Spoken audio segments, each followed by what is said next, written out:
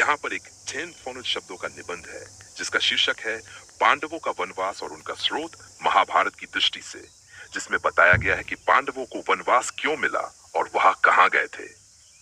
पांडवों का वनवास, कारण और गमन का विवरण।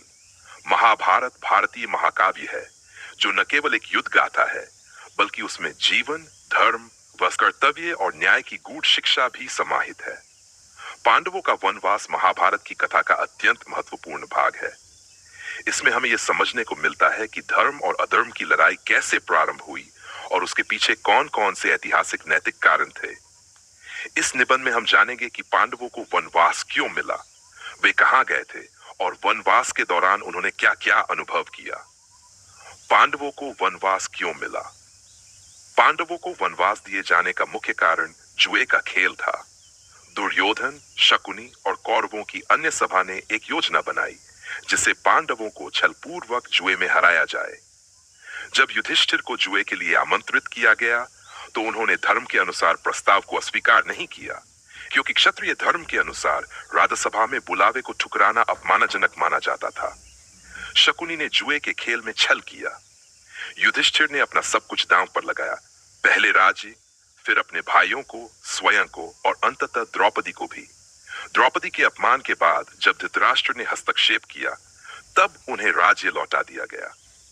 परंतु दुर्योधन ने दोबारा जुए का प्रस्ताव रखा जिसमें शर्त यह थी कि यदि पांडव फिर से हार गए तो उन्हें 10 वर्ष का वनवास और 3वें वर्ष गुप्तवास में रहना होगा। यदि वे गुप्तवास में पहचान लिए गए तो उन्हें फिर से 10 वर्ष का वनवास भोगना होगा। दुर्भाग्यवश युधिष्ठिर फिर हार गए और पांडवों को वनवास जाना पड़ा।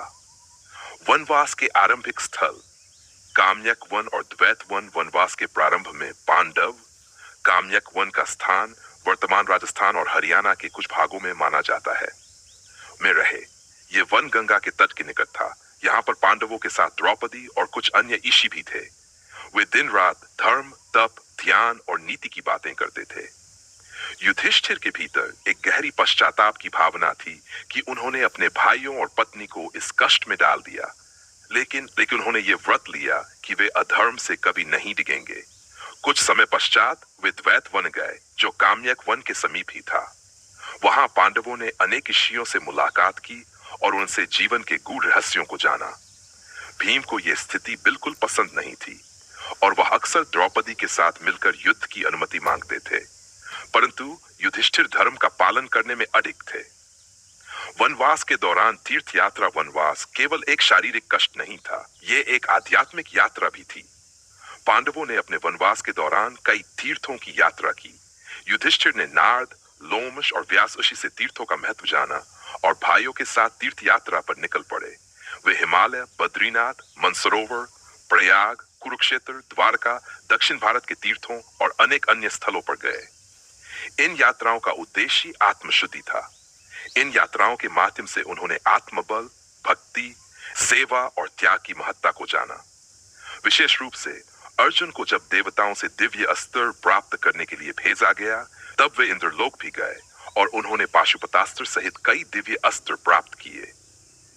अर्जुन की दिव्य यात्राएं पांडवों के वनवास का एक बहुत ही रोमांचक भाग अर्जुन की यात्रा है। वे भगवान शिव की तपस्या करते हुए पाताल और स्वर्ग की यात्रा पर गए। शिव ने उन्हें पाशुपतास्त्र दिया और फिर इंद्रलोक जाकर उन्होंने गंधर्वों और अप्सराओं से संगीत और युद्ध कला सीखी। यह समय उनके लिए शक्ति संचय का समय था जिससे वे आगे के युद्ध में अपनी भूमिका निभा सकें। कीचक वध और संकट वनवास के समय कीचक नामक एक व्यक्ति मत्स्य देश में द्रौपदी का अपमान करता है। वह राजा विराट का साला था। द्रौपदी ने जब यह बात भीम को बताई तो उन्होंने कीचक का वध किया। यह घटना बहुत महत्वपूर्ण थी क्योंकि इससे द्रौपदी का सम्मान बचा और पांडवों की वीरता भी एक बार फिर उजागर हुई। अज्ञातवास विराट नगर 6वें वर्ष के दौरान पांडवों ने विराट नगर में अज्ञातवास किया। युधिष्ठिर ने वहां कंक नामक राजपुरुष का रूप लिया। भीम बलवंत रसोइया बने। अर्जुन ने बृहन्नला नामक नर्तकी का वेश लिया। नकुल ने घोड़ों का रखवाला बनकर काम किया और सहदेव ने मवेशियों की देखभाल की। द्रौपदी सैरंद्री बनकर महारानी की दासी बनी। यह वर्ष अत्यंत चुनौतीपूर्ण था क्योंकि यदि उनकी पहचान हो जाती तो उन्हें फिर 10 साल का वनवास झेलना पड़ता।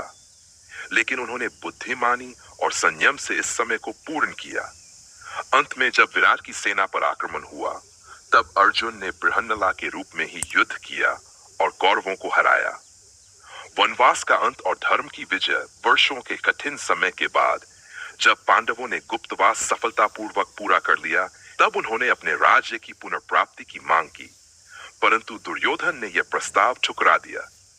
अंततः महाभारत का युद्ध हुआ, जिसमें धर्म की विजय हुई और अधर्म का नाश। यह युद्ध केवल भूमि के लिए नहीं था, यह सत्य और असत्य की लड़ाई थी। निष्कर्ष, पांडवों का वनवास केवल एक दंड नहीं था, वह एक आत्मशुद्धि और आत्मबल का काल था। यह काल पांडवों के लिए संघर्ष, सीख और साधना का समय था। उन्होंने अपने दुखों को धर्म के सहारे सहा और अंत में न्याय की विजय प्राप्त की। महाभारत हमें यह सिखाता है कि चाहे परिस्थितियां कितनी भी प्रतिकूल हो, यदि व्यक्ति धर्म के मार्ग पर चलता रहे तो अंततः विजय उसी की होती है।